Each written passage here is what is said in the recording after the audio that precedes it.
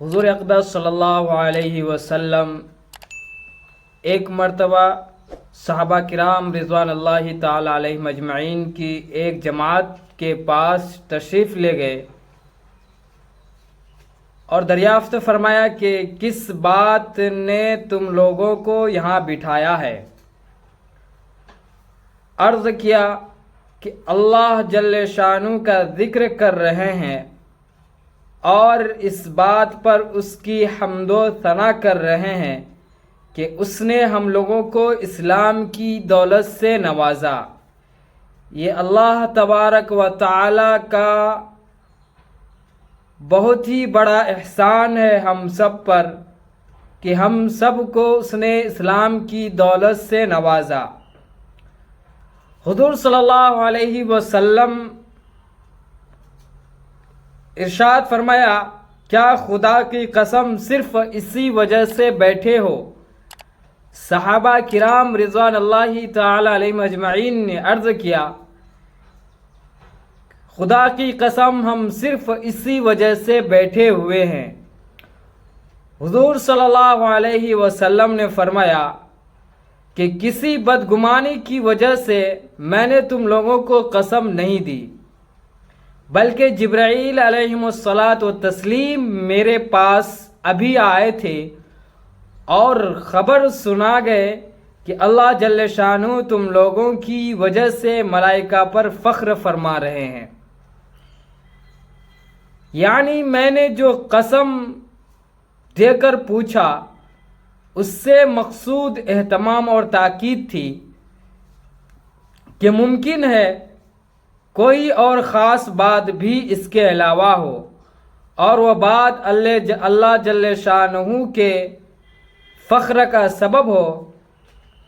اب معلوم ہو گیا کہ صرف یہ تذکرہ ہی سبب فخر ہے۔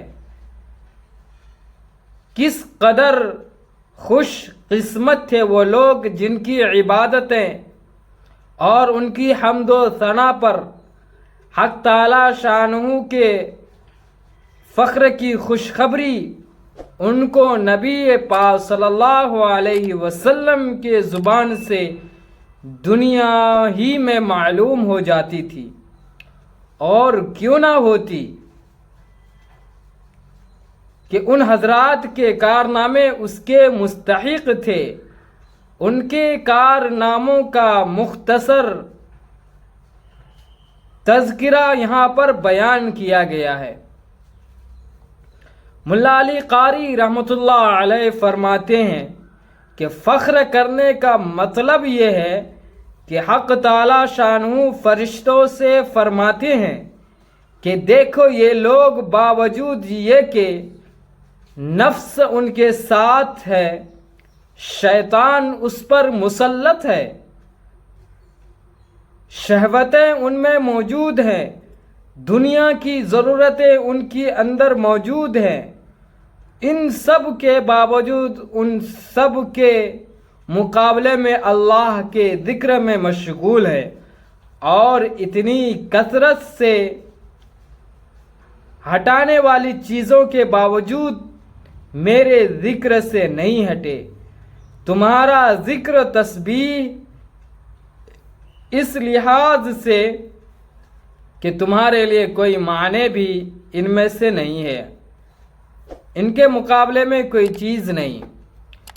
یعنی صحابہ کرام رضوان اللہ تعالی علیہم اجمعین جو ذکر کرتے تھے، جو اذکار کرتے تھے، اللہ تعالی حضور صلی اللہ علیہ وسلم کی زبان سے دنیا میں ہی ان کو خوشخبری سنا دیتے تھے۔ ان کی ذکر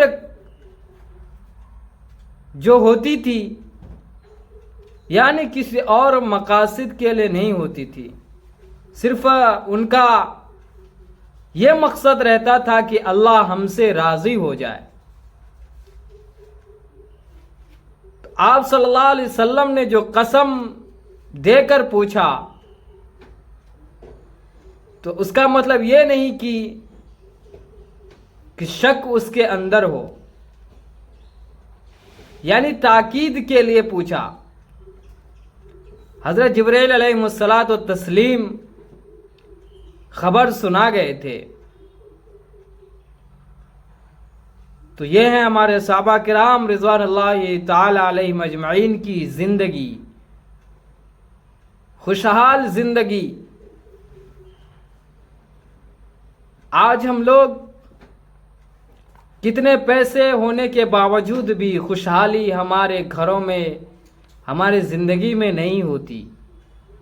اگر ہم اس کے ساتھ ساتھ اللہ تبارک و تعالیٰ کی ذکر حمد و ثنا کرتے رہیں تو اللہ تعالیٰ کی طرف سے مدد ہوگی اور ہمارے گھروں کے اندر، ہماری زندگی کے اندر سکون ہی سکون ہوگا۔ ہر شخص سکون بھری زندگی گزارنا چاہتا ہے۔ اگر ہم خوشحال زندگی گزارنا چاہتے ہیں تو اللہ تبارک و تعالیٰ کی دی ہوئی نعمتوں کا شکر گزار کریں۔ اللہ تعالیٰ نے ہر انسان کو مالدار بنایا ہے۔ اگر ایک انسان کا آنکھ نہیں ہے، ان سے پوچھو ان کا کیا عالم ہے۔ یہ بھی اللہ تبارک و تعالیٰ کی بہت بہت بڑی نعمت ہے۔ ہمارے پاس اللہ تعالیٰ نے سب کچھ دیا، کان دیے سننے کے لیے، آنکھ دیے دیکھنے کے لیے، زبانیں دی بولنے کے لیے، ہاتھ دیے کھانے پینے کے لیے، پیر دیے چلنے کے لیے، اور کیا چاہیے؟ زندگی گزارنے کے لیے اتنا بہت ہے۔ جن کا پیر نہیں ہے ان کو پوچھو کہ ان کی زندگی کس حالت میں گزر رہی ہے۔